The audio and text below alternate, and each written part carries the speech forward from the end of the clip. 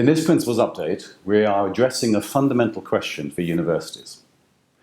How do we reconcile the achievement of a truly inclusive community with the imperative to acknowledge, consider, and confront ideas that are at least challenging and maybe to some objectionable and distasteful?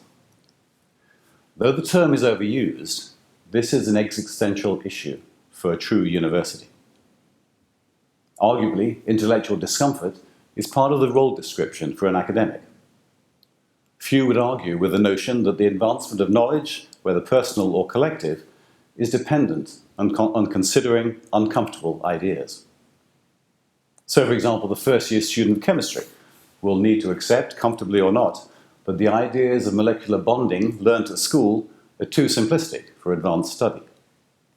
The student of history will need to discard easy but simplistic notions of a period of history which are insufficiently nuanced for a more profound understanding. Now, discomforts such as these are qualitatively similar but profoundly less demanding than those engendered by the expression of views that, for example, counter individual moral values, contradict notions of what is right and wrong, or that reconsider a nation's place and role in history. How do we tolerate and explore such views, distasteful or obnoxious though they may be to some, while still ensuring that no members of our community feel alienated?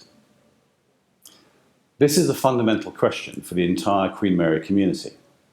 So I'm joined for this discussion by Carolina Mantzalos, President of the Queen Mary Students' Union. Carolina, do those views chime with the views of the Students' Union? I think what's really important about the Students' Union and what we deliver is that we have such a diverse range of students, and we have over 230 societies, over 60 sport clubs, and we're always helping facilitate events that encompass this kind of diverse view from students. And what's important is that we're providing a forum that facilitates these views whilst providing the good safeguarding measures for the welfare of the students that are concerned with these events.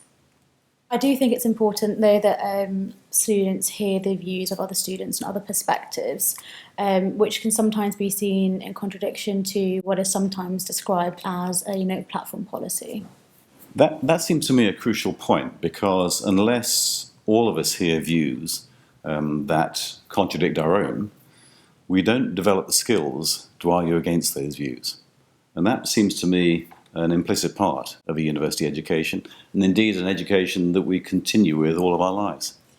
I think what's important to highlight as well with these diverse views being discussed is that both the union and the university have a robust and clear procedure in place to make sure that these diverse views are being heard and especially when inviting external speakers onto campus in order to create a safe environment for students at these events.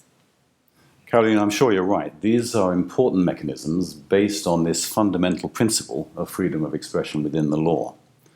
No one is suggesting or arguing that these are simple issues, and they should and will continue to be the subject of debate within this community and beyond. And as usual, I welcome the views of all members of the Queen Mary community, whether staff or students, to this continuing debate.